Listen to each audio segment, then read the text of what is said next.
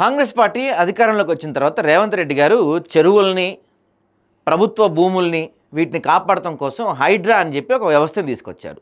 అత్యంత అద్భుతమైన వ్యవస్థ, అత్యంత పారదర్శకంగా పనిచేస్తుంది అని చెప్పారు. వాళ్ళు కూడా రాగానే నాగార్జున లాంటి వాళ్ళు కొంతమందికి అడ్డాలు కూల్చేయడం ఇట్లాంటివి చేసి హడావిడి చేసి మొత్తం తెలంగాణ వ్యాప్తంగా, హైదరాబాద్ వ్యాప్తంగా హైడ్రా అంటే తోపురా, తురుంరా, సూపర్రా అని చెప్పి ఒక పేరు తెచ్చుకున్నాను.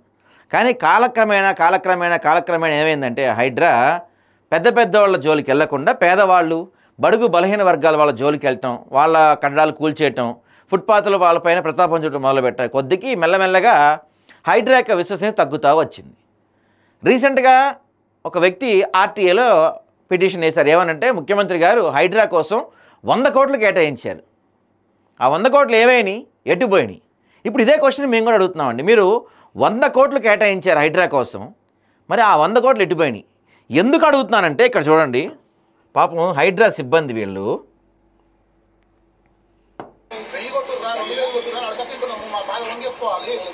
నేను గౌరవ రేవంత్ రెడ్డి గారికి వీరాభిమానిని అయినా కూడా నేను ఏ రోజు కూడా ప్రొసెస్ నాకు గవర్నమెంట్ క్లీన్ చేయాలి, మా కమిషనర్ సార్ అంటే నాకు వీరాభిమాని మా జగన్నాథ్ సార్. కానీ నాకు ఈ బాధ భరించలేక రాత్రి నేను ఎంత ఏడ్చినా నాకు తెలుసానా, కంట్రోల్ రూమ్ ఫోన్ చేసి కూడా ఏడ్చినా నేను రాత్రి.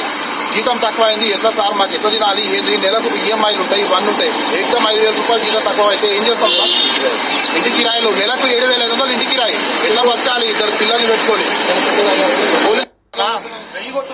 చూడండి పాపం ఎంత దారుణం. కాకపోతే ఒక్కసారిగా 5,000 రూపాయలు జీతం తగ్గించారంటే వీళ్ళకి, హైడ్రా సిబ్బందికి. అరే ఒరే అని పిలుస్తున్నారు మమ్మల్ని కనీసం ఒక ఎంప్లాయీస్ లాగా, ఒక మనుషులాగా ట్రీట్ చేయట్లేదు, మమ్మల్ని బాగా చులకనగా చూస్తున్నారని చెప్పి గతంలో వీళ్ళు ఒక ధర్నా చేశారు, విధులు బహిష్కరించి. వీళ్ళకి యాక్చువల్గా గతంలో జీతం ఇస్తా అని చెప్పి 29,000 అంట, ఇప్పుడు కేవలం ఇచ్చేది 22,500.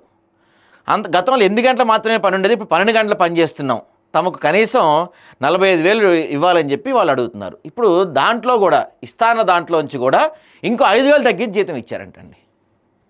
సడన్గా 5,000 తగ్గిస్తే ఉన్న పళంగా జీతాలు 5,000 తగ్గించిస్తే వాళ్ళు ఎలా బతకాలి? ఇంటి రెంట్లు ఉంటాయి, ఖర్చులు చాలా ఉంటాయి కదా.